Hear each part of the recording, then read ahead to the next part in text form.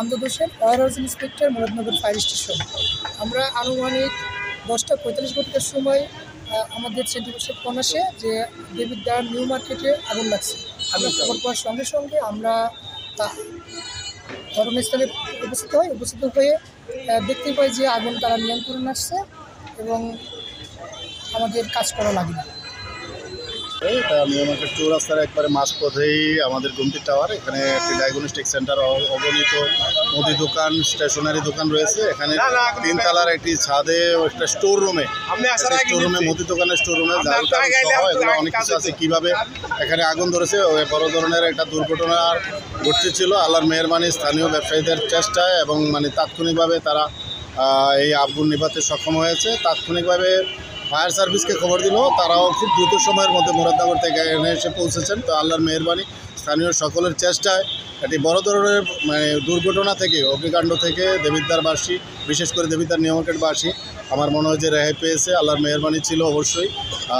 এটা অবশ্যই দেবিদ্বারের জন্য একটা সতর্কবাণী। তবে আমার একটা প্রত্যাশা, আমরা দীর্ঘদিন যাবৎ দেবিদ্বারে একটা ফায়ার স্টেশন নেই। আমি সকল প্রশাসন সহ যারা এখন সরকারের বিভিন্ন দায়িত্বে আছেন তাদের প্রতি অনুরোধ রাখবো যে আমাদের দেবিদ্বার একটা ফায়ার স্টেশন খুব দ্রুত দরকার। একটা পৌর এলাকা দেবিদ্বারে দীর্ঘদিন যাবত একটা ফায়ার স্টেশন নাই। এটা দীর্ঘ প্রায় 24-25 বছর হয়ে গেছে আমাদের এই পৌরসভা, আমরা ফায়ার সার্ভিস কোনো স্টেশন পাচ্ছি না। তবে আমার মনে হয় যে